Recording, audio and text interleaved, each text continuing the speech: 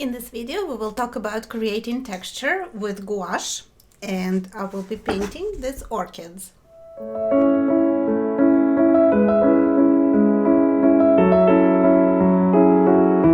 For my substrate in this painting, I decided to use illustration board. It's sturdy and smooth, so I think it will be good for gouache. And the paint I'm using is Liquitex acrylic gouache. I'm going to tape off edges on my illustration board just to hold it in place so it doesn't slide around, and also the edge will be a little neater. And I'm going to lightly sketch out my flowers. These orchids were grown by a friend of mine. Thank you, Anna, for this beautiful reference photo. I already used Liquitex gouache. You can see the demo of me painting pink roses in one of my vlog posts where I talk about various types of gouache, and then I paint roses with Liquitex acrylic gouache. I'll left you the link here in the card and also in the description of this video below. The gouache set that I bought is 3 primary colors. You see me squeezing them out into my ceramic cups. I have primary yellow, primary blue. I think I'm just going to need just a little bit of it for the background. And I also have a random tube of Holbein's Acryla. It somehow happened, I don't know how, but it's the perfect color for this painting. The color is rose violet. I will be using it to mix oranges and also to paint the centers and the texture on the flowers. I will of course need some white. I always squeeze 2 little daubs for mixing with warm colors and mixing with cool colors, just to keep them clean. And I'm going to start painting.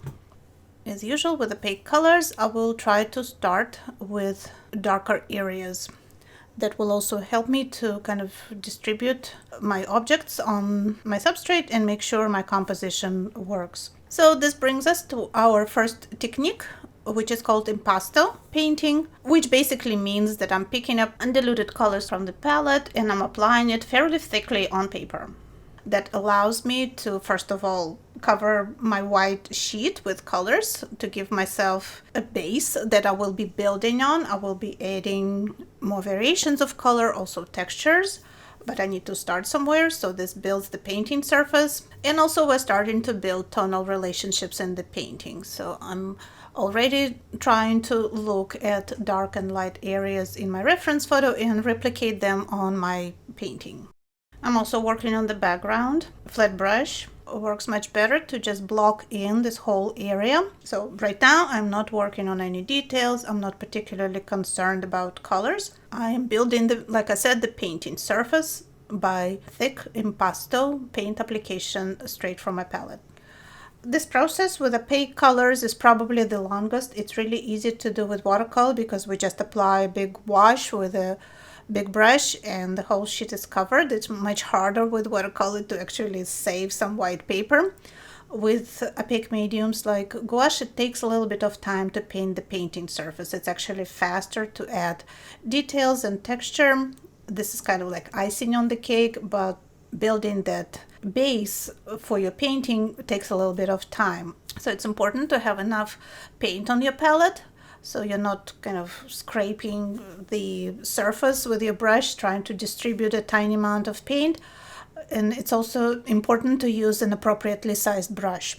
That's why a lot of times gouache painters prefer smaller formats, so you don't use that much paint. But acrylic gouache is actually a little bit easier to distribute than artist gouache, which is gum arabic based. So I decided to go for a little bit larger format. This is a 12 by 16 painting. To determine which color to use for the flowers, you know, they have a lot of texture and a lot of variation in them. So to start, we need to simplify that information somehow.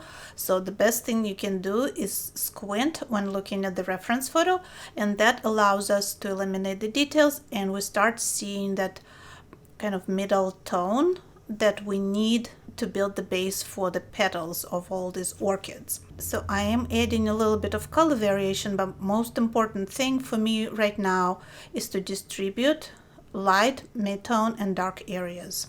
Trying very hard not to go into too many details with the flowers because that will be my last step. And we will talk about this in just a few minutes in this video.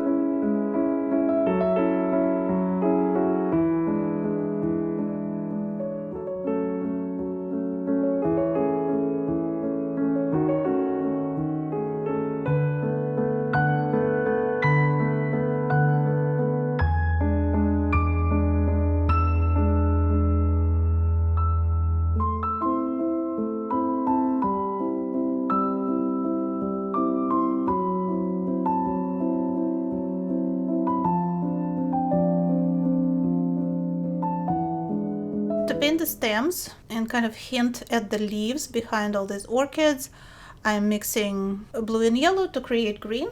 I'm not a big fan of greens out of the tube, even though I do have some green in this set, but I will not be using it for this painting.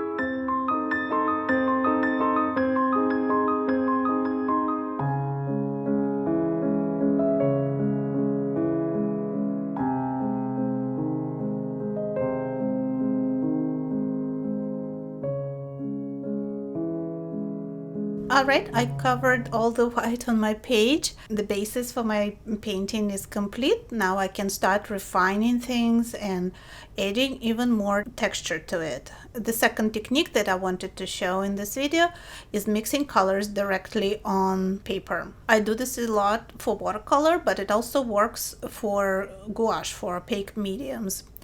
Again, I'm using a flat brush. I'm applying a certain color. You see purple right now, light purple, I guess I should say, lilac. I'm applying it to the background, and I'm immediately mixing in some light green and a little bit of white to create this texture. When I have some paint on the surface, I immediately mix in some other colors into it and try to distribute it with my brush so it looks good. For this technique, you obviously have to work in sections, especially if you have a larger painting, because you don't want the paint to dry. And acrylic gouache, it doesn't dry instantaneously, but still, if you leave a certain area for a while, it will dry, and this technique is not going to work because you cannot re-wet acrylic gouache, unlike Gamma Arabic based artist and designer gouache. So we have to work in sections and work fairly quickly to achieve this effect.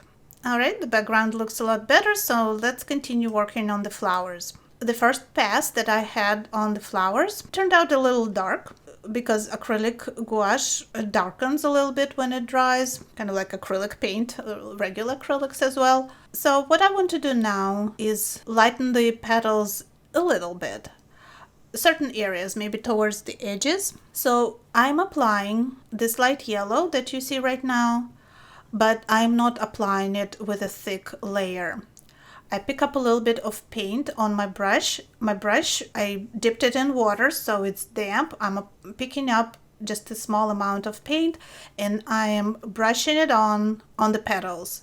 And I'm creating a semi-transparent layer because I want the paint that I already have to show through it. So this is our third technique. This is called glazing, and this is semi-opaque glazing, and a little bit later I will be doing transparent glazing. And another thing I'm doing, I am feathering out the edges to create those gradations of color on the petals.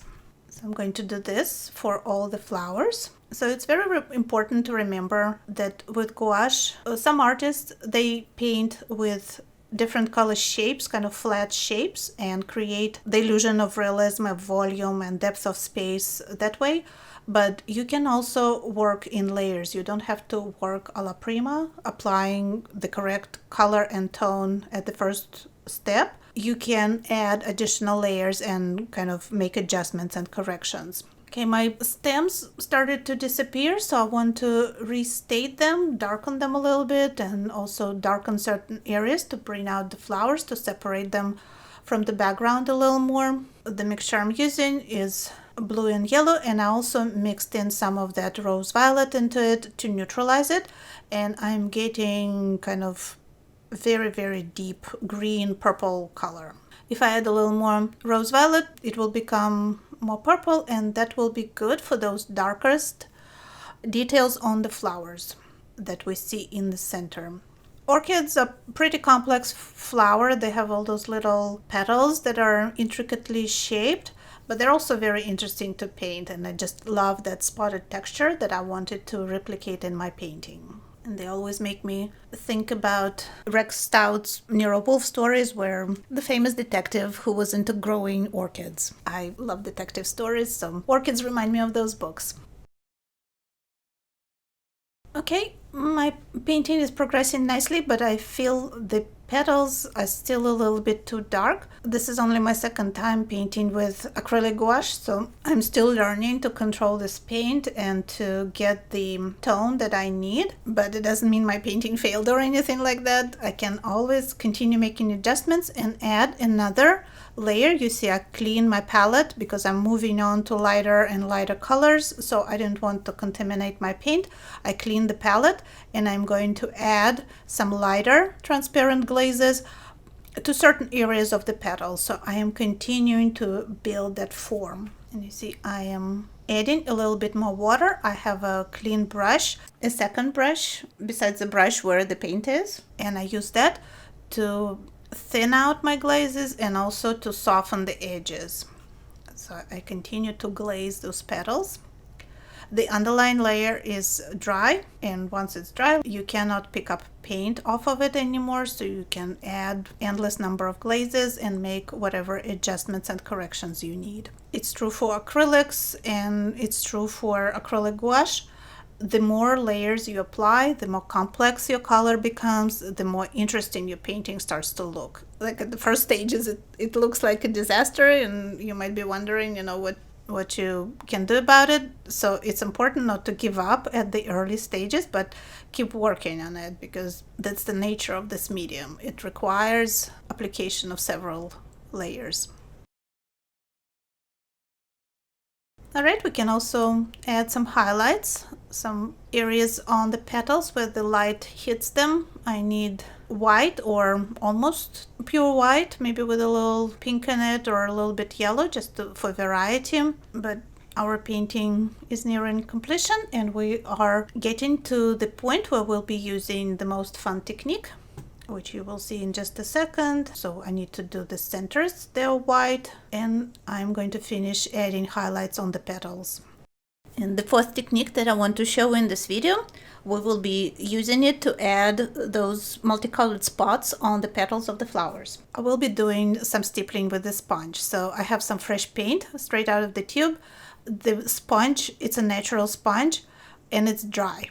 You don't have to use a natural sponge, even a piece of your, well, not the kitchen sponge, but just get a clean sponge that you would use for washing dishes, and it will work fine for applying texture, for stippling. I wanted to mention that with stippling, you can control results to a certain extent as well. If you press harder on the sponge, the texture will be more pronounced. It will be larger spots, right? And if you just lightly dab your paper, the texture will be lighter. And of course, I'm not going to leave those spots like that. I am going to also use lighter colors and stipple some texture on top of what I already did to kind of mix it all together and make it look more natural and also make it more interesting for the viewer.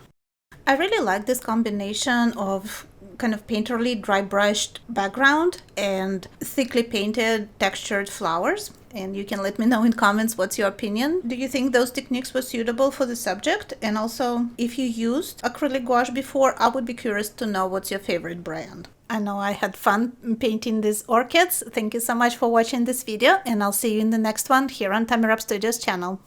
Help other artists to see this video by liking or sharing it. To see future videos, subscribe and click the bell button to be notified when they're published. Thanks again and stay creative!